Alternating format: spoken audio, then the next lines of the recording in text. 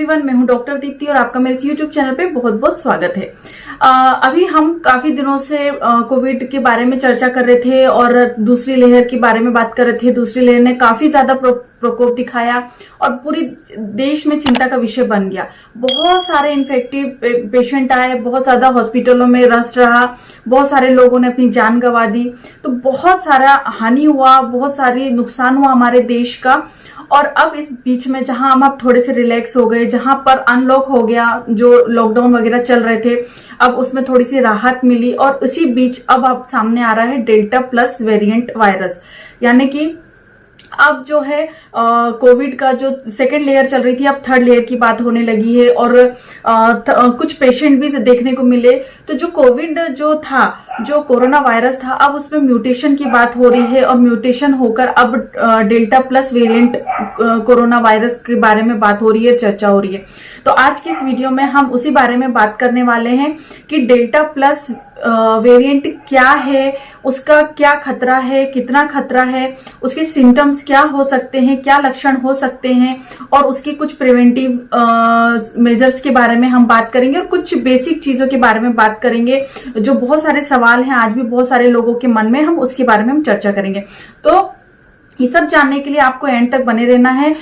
आप यकीन मानिए ये वीडियो आप लोगों के लिए बहुत ज्यादा फायदेमंद होने वाली है, इसलिए एंड तक इस वीडियो को जरूर देखें, एंड तक इस वीडियो के साथ जरूर बने रहिए। तो चलिए ज्यादा समय व्यतीत ना करते हुए हम इस वीडियो को आगे बढ़ाते हैं और शुरू करते हैं। अब तक देश में 40 से 42 केसेस जो हैं अब सामने आ चुके हैं। बहुत सारे पेशेंट अब धीरे धीरे करके नजर में आ रहे हैं। सबसे पहला जो पेशेंट था हमारे, पहले ये बाहर देखा गया ये वाला इन्फेक्शन, और सबसे पहला जो इन्फेक्शन था वो हमारे देश में पाया गया उज्जैन सिटी में। और अभी उज्जैन में ही एक पेशेंट की मौत हो गई। रत्नागिरी में अभी कल एक पेशेंट फीमेल महिला की जो फीमेल थी उसकी एक डेथ हो गई इसी वायरस की वजह से।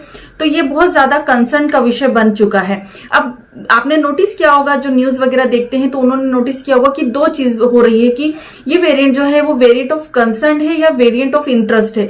तो इस शब्दों का क्या अर्थ होता है? तो देखिए, जब कोरोना वायरस था तब बहुत ज्यादा इसके इन्फेक्शंस देखने को मिले और बहुत ज्यादा इसकी इन्फेक्शन के साथ साथ कई लोगों ने अपनी जान गंवा दी। तो ये तो एक विषय था जहां पे काफी हद तक हमने काबू भी पा लिया था। बहुत सारे वैक्सीनेशन के थ्रू सब कुछ ठीक हो गया था। सबसे पहले जो कोरोना आया वो अल्फा था, उसके बाद में अलग अलग देशों में अलग अलग तरीके के वेरिएंट चल रहे हैं, जहां कहीं अल्फा है तो कहीं पर थीटा है, कहीं पर डेल्टा है, और हमारे यहाँ पे डेल्टा था, अब डेल्टा प्लस की बात हो रही है। तो क्या होता है, जब भी कोई नया म्यूटेशन होता है, जब कुछ नई चीजें आती हैं तो वेरिएंट ऑफ इंटरेस्ट की बात हो जाती है। लोग उसके बारे में जानना चाहते हैं, उसके बारे में चर्चा होती है, उसके बारे में टेस्टिंग होती है। तो ये एक इंटरेस्ट का विषय होता है, इंटरेस्ट होता है कि क्या होता है, कैसे होता है, तो ये सारी बातें होती है। लेकिन जब हम टेस्टिंग करते हैं तो उसमें पता चलता है कि ये तो बहुत ज्यादा इन्फेक्टिव हो सकता है, या इसकी वजह से काफी ज्यादा इन्फेक्शन हो रहा है, इसकी जो इन्फेक्टिविटी है बहुत ज्यादा है और ये हानि कर सकता है। तो ये वेरिएंट ऑफ कंसर्न बन जाता है ना। तो जब तक कोई नई चीज आती है, जब हम कोई नई चीजों को हम सुनते हैं, देखते हैं, तो हमको इंटरेस्ट होता है उसके बारे में। लेकिन अगर वही नई चीज हमारे लिए हानि करने लगे, हमें नुकसान पहुंचाने लगे, तो ये वेरिएंट ऑफ कंसर्न हो जाता है। तो इस तरीके से ये दो पॉइंट्स हो रहे थे। अब डाटा बहुत ज्यादा नहीं है, अभी सिर्फ 40 या 42 पेशेंट ही सामने आए। तो इतने कम पेशेंट में जान पाना कि कितना इन्फेक्टिविटी है, क्या है, ये अभी पॉसिबल नहीं हो पाया है।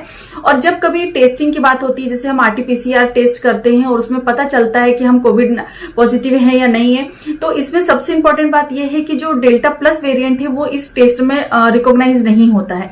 बस जब हम टेस्ट करते हैं तो बस इतना पता चल पाता है कि हमें कोरोना वायरस जो है इन्फेक्शन हुआ है या नहीं हुआ है, लेकिन उसकी म्यूटेशन के बारे में नहीं पता चल पाता है। तो जब डेल्टा प्लस की जो वेरिएंट को जानने के लिए हमें जीनोम सीक्वेंसिंग करनी पड़ती है, एक तरीके का टेस्ट होता है जिसके थ्रू ही पता चल पाता है। तो अभी पूरी तरह से प्रिपरेशन नहीं है, पूरी तरह से जानकारी नहीं है, बहुत कम जानकारी है इसके बारे में, क्योंकि पेशेंट भी बहुत कम है।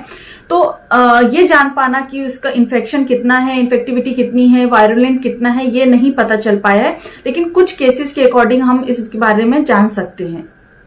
सबसे ज्यादा लोगों के मन में एक सवाल आ रहे हैं कि ये कितना इन्फेक्शन कर सकता है, क्योंकि जब दूसरी लहर चल रही थी उसमें काफी ज्यादा नुकसान हुआ, बहुत ज्यादा इन्फेक्शन फैला। एक परिवार के किसी एक फैमिली को हुआ, मेंबर को हुआ, तो उसने अलग जो दूसरे लोग थे उन्हें भी इन्फेक्शन दिया और बहुत एक ही फैमिली में कई लोग जो है इन्फेक्टिव पाए गए। तो बहुत ज्यादा नुकसान तो हुआ ही। लेकिन अब जो ये वायरस आने की बात हो रही है, जो डेल्टा प्लस वेरिएंट की बात हो रही है, तो यहाँ पर कुछ क्वेश्चंस आते हैं, जैसे कि कितना इन्फेक्टिव है, क्या ये बहुत जल्दी जल्दी जो इसका म्यूटेशन हुआ है तो क्या ये जल्दी जल्दी हमारी बॉडी को या लंग्स को डैमेज करेगा, एक ये कंसर्न का विषय है। दूसरा ये विषय है कि जो हमने वैक्सीन ली हैं वो कितनी ज्यादा असरदायक है। तो जो WHO ने कहा है कि 50% अगर एफिकेसी है तो हम इस वायरस से बचे रह सकते हैं। तो उनका कहना ऐसा है कि आपको वैक्सीन जो है वो लेनी चाहिए, क्योंकि जो दूसरा वेरिएंट आएगा उससे एफिकेसी कम हो सकती है वैक्सीनेशन की।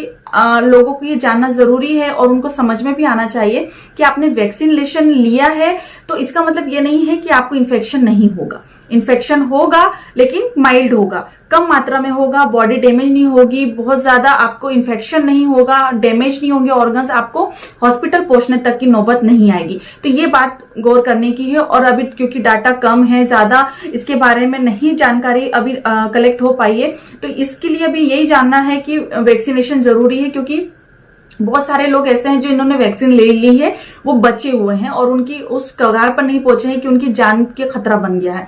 तो एक ये था। दूसरा ये कि क्या मेडिसिन इस पे वर्क करेंगी या एंटीबायोटिक्स जो हैं वो वर्क करेंगी, तो इसका भी अभी तक कोई डाटा सामने नहीं आया है। तो जैसा ट्रीटमेंट चल रहा है अभी उसी तरह से चलाया जा रहा है। दूसरा ये कि जो हमारे बॉडी में एंटीबायोटिक है तो क्या वो असर करेंगी, तो इसका भी अभी तक कोई डाटा नहीं है। कुछ हद तक आपको हो सकता है कि वो एंटीबायोटिक जो बॉडीज बनी है वो आपको बचा के रख सके। तो एंटीबॉडीज दो तरीके से मिली है हमको। एक तो ये जब हमने वैक्सीनेशन ली तो उसने हमारी बॉडी में जाके एंटीबॉडीज बनाई और वो हमें सुरक्षा प्रदान करेगी। दूसरा, बहुत सारे पेशेंट ऐसे थे या बहुत सारे लोग ऐसे थे जिनको थोड़ा सा माइल्ड सिम्टम्स हुए, थोड़ा सा बुखार वगैरह आया। बहुत सारे लोग ऐसे थे जिनको इन्फेक्शन होकर चला गया, उन्होंने जांच नहीं करवाई, लेकिन उन्हें पता भी नहीं चला कि उन्हें कोरोना वायरस हुआ था या कोरोना वायरस इन्फेक्शन हुआ था या नहीं हुआ था, कभी वो इन्फेक्टेड थे या नहीं थे, तो ये पता नहीं चल पाया। और हो सकता है कि उनके बॉडी में ऑलरेडी वो एंटीबॉडीज हों, तो कुछ हद तक शायद वो उसे इस जो नया वेरिएंट आया उससे बचे रह सके। लेकिन इसका भी अभी तक बहुत तरीके से या बहुत कॉन्फिडेंटली कोई भी डाटा नहीं है प्रेजेंट कि क्या होगा आगे। तो धीरे धीरे जैसे समय बीतेगा उसके कुछ जो डाटा आते रहेंगे या कुछ नई जो बातें आती रहेंगी मैं वो आपको अपडेट करती रहूंगी। फिलहाल तो यही है कि कंसर्न का विषय है कि क्या जो हम कर रहे हैं, जो वैक्सीनेशन ले रहे हैं वो हमें बचाएगी नहीं बचाएगी। लेकिन अगर 75% भी एफिकेसी है तो हम बचे रह सकते हैं। हो सकता है इन्फेक्शन हो जाए लेकिन आगे बहुत ज्यादा सीवियरिटी तक नहीं जाता है। दूसरा, ट्रीटमेंट भी उसी तरीके से चलेगा जैसे चलता आ रहा है। दूसरा कंसर्न का सब्जेक्ट जो ये है कि क्या जो हम टेस्ट करते हैं वो इस वेरिएंट को पिकअप कर पाएगा या नहीं कर पाएगा। तो जो हम RT-PCR वगैरह टेस्ट करते हैं, जो भी टेस्ट होते हैं, तो ये जो वायरस है वो उस टेस्ट में निकल कर आएगा कि नहीं आएगा, तो एक ये भी कंसर्न का विषय है। बहुत सारे लोगों के मन में भी ये सवाल है, लेकिन अभी तक क्योंकि बहुत ज्यादा केसेस नहीं है, बहुत ज्यादा डाटा अवेलेबल नहीं होने की वजह से इसके बारे में भी बता पाना थोड़ा सा मुश्किल है। हो सकता है कि ये जो वायरस है वो डेल्टा वायरस से ज्यादा इन्फेक्शन करे, बहुत ज्यादा इसकी इन्फेक्टिविटी जो है वो ज्यादा हो, लंग्स बहुत जल्दी जल्दी कैप्चर कर ले या लंग्स में बहुत जल्दी ये जम जाता है, ऐसा इसके बारे में बात हो रही है। तो हो सकता है कि ये बहुत ज्यादा इन्फेक्शियस भी हो और खतरा भी ज्यादा हो, लेकिन अभी तक इसकी कोई भी कलेक्शन नहीं है, कोई भी डाटाज नहीं है, कोई भी चीज नहीं है, अवेलेबल नहीं है। तो सबसे इंपॉर्टेंट बात यह है कि पॉजिटिव रहना जरूरी है, नेगेटिविटी में बिल्कुल नहीं जाना है। दूसरा, जो कोविड के जो अप्रोप्रिएट बिहेवियर हैं, कोविड से बचने के लिए जो मेजर्स बनाए गए थे उस पे ही आपको बने रहना है, उस पे बिल्कुल भी लापरवाही आपको नहीं करनी है। तो ये सारी बातों से, ये सारे डिस्कशन से तो यही पता चला है और यही बात समझ में आती है कि सर्विलियंस की जरूरत है, जगह जगह पर जाकर टेस्टिंग करने की जरूरत है और जो टेस्ट होते हैं उसकी एफिकेसी को बढ़ाने की जरूरत है। वैक्सीनेशन की, अगर वैक्सीनेशन से अगर कोई असर नहीं पड़ रहा है, एफिकेसी कम हो रही है, तो वैक्सीनेशन में भी स्ट्रेटेजी को जो है बढ़ाने की जरूरत होती है, वहां पर भी स्ट्रेटेजी की जरूरत होती है। तो ट्रीटमेंट स्ट्रेटेजी की भी जरूरत है, वैक्सीनेशन स्ट्रेटेजी की भी जरूरत है, टेस्ट स्ट्रेटेजी भी जरूरी है, तो सर्विलेंस जरूरी होता है। क्योंकि अभी बहुत ज्यादा पेशेंट नहीं है, लेकिन ये है कि बहुत जल्दी जल्दी पेशेंट जो है सामने आ रहे हैं। पहले 7 आए, फिर 22 आए, फिर 40 आए, तो जो इन्फेक्टिविटी है वो जल्दी जल्दी बढ़ रही है, पेशेंट भी काफी जल्दी जल्दी सामने आ रहे हैं। तो इसमें ध्यान देने वाली बात है और बहुत जल्दी जल्दी इसमें डाटा निकालने की जरूरत होती है और जांच पड़ताल की जरूरत है। ऐसा ना हो कि हम डाटा ही निकालते रह जाएं और इन्फेक्शन बहुत ज्यादा अपनी चरम सीमा में पहुंच जाए और बहुत ज्यादा नुकसान फिर से होने लगे। तो बहुत सारे लोगों को ये भी है कि क्या तीसरी लहर आएगी, क्या डेल्टा प्लस वेरिएंट जो है वो तीसरी लहर का कारण बन सकता है। तो हो भी सकता है और नहीं भी हो सकता है। तो इसके बारे में हमें ज्यादा नहीं सोचना है। जो हमारे कोविड प्रोप्रिएट जो बिहेवियर है उस पर हमको बने रहना है। जो हमने बताए थे पहले, हमेशा की तरह 2 गज की दूरी लेकर चलना है। अब क्योंकि अनलॉक हो गया है तो इसका मतलब ये नहीं कि आप रिश्तेदारों के यहाँ पे घूमे, बाहर पार्टियों में घूमे, शादी वगैरह में घूमे, फंक्शंस में घूमे, बिल्कुल भी नहीं। आपको उसी तरीके से अभी लेकर चलना है। 2-3 महीने तो अभी हमको सारे प्रिकॉशंस लेके चलने हैं। हाथों को बार बार धोना है, हाथों को सैनिटाइज करना है और वैक्सीनेशन लेना बहुत ज्यादा जरूरी है। बहुत सारे लोगों का ऐसा हुआ कि उनको जब पता चला कि ये जो वायरस आ रहा है ये उतना वैक्सीन जो है उसमें इतनी ज्यादा इफेक्टिव नहीं है और इस वजह से बहुत सारे लोगों ने वैक्सीनेशन जो थी वो उसको लेना छोड़ दिया या नहीं ली। तो ऐसा बिल्कुल नहीं करना है। हो सकता है कि वैक्सीनेशन जो है वो आपको इन्फेक्शन से ना बचा पाए, लेकिन ये अगर आप वैक्सीनेट है तो आपको माइल्ड इन्फेक्शन होगा, बहुत ज्यादा सीवियरिटी में नहीं होगा। तो इस बात का आपको हमेशा ध्यान रखना है। तो मैक्सिमम लोगों को वैक्सीनेशन लेना बहुत ज्यादा जरूरी होता है ना। तो इस तरीके से आपको जो है आपको ध्यान और इस तरीके से आपको सब बातों का ध्यान रखना है। मास्क आपको अप्लाई करना है। बहुत सारे लोग परेशान हो गए हैं, बोलते हैं, पेशेंट भी हमारे पास आके बोलते हैं कि हम परेशान हो गए, मास्क लगा लगा के परेशान हो गए। तो जो अब ये जो प्रॉब्लम आ रही है ये परेशानी कम है बजाय उस परेशानी की कि आप थोड़ा सा मास्क को अप्लाई करके रखिए। क्योंकि अगर मास्क लगाएंगे, जैसे कि आप मान लीजिए आपको थोड़ा सा स्नीजिंग है, कफ है और खांसी वगैरह है, अगर आप खांसते हैं तो बहुत, जब ये कोविड-19 नहीं था तो उसके पहले भी ये कहा जाता था कि आप रुमाल रखिए, जो आप खांस रहे हैं या छींक रहे हैं तो उसको बचा के रखिए, ऐसे स्प्रेड मत करिए। तो ये चीजें पहले भी थी।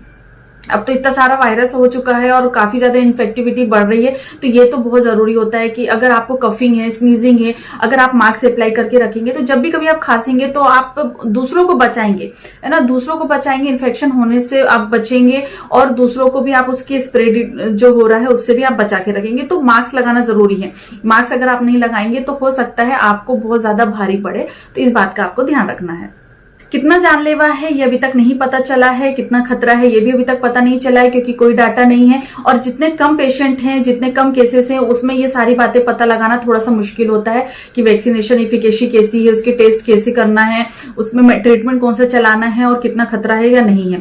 लेकिन एक बात सामने आई है कि जितने भी केसेस हुए हैं तो हर फैमिली में सिर्फ एक ही मेंबर को ये वेरिएंट ने जो है इन्फेक्शन हुआ है। तो अगर मान लीजिए आपकी एक फैमिली है तो इसमें से एक ही पर्सन को ये इन्फेक्शन हुआ। जैसे पहले जो कोविड था, जो पहले के जो वेरिएंट थे फर्स्ट लेयर और सेकंड लेयर में, जब कभी आपके परिवार का कोई मेंबर जो इन्फेक्शन होता था तो दूसरा भी इन्फेक्टेड हो जाया करते थे।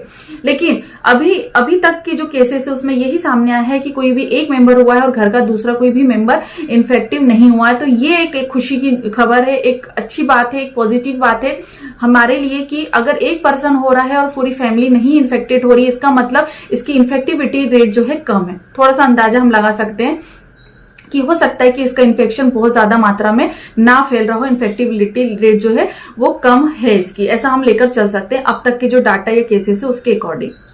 अब तक अनलॉक हो चुका था और अभी लोग काफी ज्यादा स्प्रेड होने लगे, बाहर घूमने लगे, लेकिन उन्हें ध्यान रखना चाहिए कि हमारे हाथों में हमारी सुरक्षा है। हमारा एक रिस्पॉन्सिबिलिटी बनती है कि अगर जरूरत नहीं है तो बाहर बिल्कुल ना निकले और जो भी कोविड अप्रोप्रिएट जो बिहेवियर है उसको अपना के चलें। तो बिल्कुल लापरवाही नहीं करनी है। जो जैसा चल रहा था पहले ही, अनलॉक हो या लॉक हो, लॉकडाउन हो चाहे ना हो, आपको आपके जो मेन जो मेजर्स हैं जो आप अब तक लेकर चल रहे थे वो आपको लेकर ही चलने हैं। चलिए कुछ लक्षणों की बात करते हैं कि डेल्टा प्लस में किस तरीके के लक्षण जो है अब तक के जो पेशेंट थे, जो केसेस थे, उसमें क्या क्या लक्षण जो है सामने आए। तो कॉमन सिम्टम थे जो पहले के जो कोविड के जो सिम्टम है, सेम उसी तरीके के कोई सिम्टम से कोई बहुत ज्यादा चेंजेस नहीं आई है। तो जैसे फीवर होता है, फीवर दिखेगा, सीने में दर्द का होना, बहुत ज्यादा सूखी खांसी होना, कफिंग होना बहुत ज्यादा मात्रा में, ज्यादा थकान होना, कमजोरी का एहसास होना, आंखों में जलन का होना, हेडेक होना, सुनने में दिक्कत होना, स्वाद का पता नहीं चलना। जैसे कि पहले की भी वायरस जो थे उसमें यही था कि टेस्ट बड्स जो थी वो बिल्कुल भी ठीक तरीके से काम नहीं करती थी। तो जो आपके टेस्ट बड होंगी वो बिल्कुल काम नहीं करेंगी, बिल्कुल भी स्वाद आपको पता नहीं चलेगा। उल्टी होना, जी मचलाना, डायरिया होना, क्योंकि खांसी रहेगी तो गले में भी दर्द होगा, पेट में दर्द होना, और इसके अलावा चेस्ट पेन होना, छाती में बहुत ज्यादा दर्द रहना, जी मचलाना और जोड़ों में दर्द होना। पहले के भी वेरिएंट्स में था और अभी भी इसमें यही है कि जोड़ों में दर्द का रहना, और फ्लू लाइक जो सिम्टम्स होते हैं, सर्दी, खांसी, बुखार, जलन और आंखों में जलन का होना, सिर दर्द होना और कपकपी लगा के या ठंडी लग के बुखार आना, तो ये सारे सिम्टम जो हैं फ्लू लाइक जो सिम्टम्स है वो सारे ही इसमें आएंगे। तो आपको इन सिम्टम्स पे भी गौर फरमाने की जरूरत है, आपको ध्यान देने की जरूरत है। तो इस तरीके से आप समझ सकते हैं और उसको आप घर पर ही रह सकते हैं, आप उस पर अपनी जांच करवा सकते हैं, फोन करके डॉक्टर से संपर्क करिए, उसके अकॉर्डिंग आप ट्रीटमेंट ले सकते हैं। घर पर ही बने रहना है, और जो हमारे जो मेजर्स हैं जो हम हमेशा बोलते हैं वो आपको ध्यान रखना है। 2 गज की दूरी इंपॉर्टेंट है, आपको मास्क लगा के हमेशा रखना है, हाथ बार बार धोना है, हाथों को सैनिटाइज करना है, बाहर जब तक जरूरत ना हो बिल्कुल बाहर नहीं निकलना है, न्यूट्रिशियस चीजों को आपको लेना है, आपकी इम्यूनिटी को हमेशा बरकरार रखना है। तो इस तरीके से ये आपकी रिस्पॉन्सिबिलिटी है, बनती है आपके देश के प्रति, अपने खुद के प्रति और अपने परिवार के प्रति, कि आपको इन सारी बातों का ध्यान रखते हुए अपने आप को बचा के रखना है। तो ये थी आज की वीडियो डेल्टा प्लस वेरिएंट के बारे में। करती हूँ कि आपको ये जो वीडियो है कुछ फायदेमंद हुई होगी, कुछ हद तक आपको कुछ समझ में आया होगा, और ज्यादा इसमें कुछ समझाने वाली बात नहीं है, सब कुछ पहले जैसा ही है। बस ये है कि एक नया म्यूटेंट आया है, एक जो म्यूटेशन हुआ है कोरोना वायरस में, और उसका एक अलग ही वेरिएंट आया है जिसे हम डेल्टा प्लस वेरिएंट के नाम से जान रहे हैं। तो ये बस इतना ही है, बाकी सेम है, सारी कुछ बातें सेम है। तो होपफुली आपको आज का मेरा ये वीडियो पसंद आया होगा और आपको समझ में आया होगा कि आपको किस तरीके से अपना ध्यान रखना है, और बिल्कुल भी घबराना नहीं है, बिल्कुल भी टेंशन नहीं लेना है, पॉजिटिविटी के साथ रहना है। कोई बहुत बड़ी बात नहीं है, और अभी तक तो यही सामने आया है जो केसेस है कि बहुत ज्यादा इन्फेक्टिविटी नहीं है, लेकिन हो भी सकती है। तो अभी तक कोई भी किसी भी चीज की फुल प्रूफ ऐसी कोई डाटा नहीं मिला है जिसकी वजह से हम बता सके कि इन्फेक्टिविटी है या नहीं है, कितना खतरा है, कितना जानलेवा है, ये अभी तक कुछ भी नहीं समझ में आया है। तो इस बात को मद्देनजर रखते हुए आज की वीडियो थी, और आशा करती हूँ कि आपको मेरे ये जो वीडियो है वो फायदेमंद रही होगी। अपना ध्यान रखिए, अपने परिवार का भी ध्यान रखिए। Thanks for watching my video, और इसी तरह मेरे चैनल के साथ बने रहिए, सब्सक्राइब करिए, साथ में नोटिफिकेशन बेल को भी जरूर प्रेस करिए। इसके बाद लेंगे नेक्स्ट वीडियो में, तब तक के लिए बाय बाय।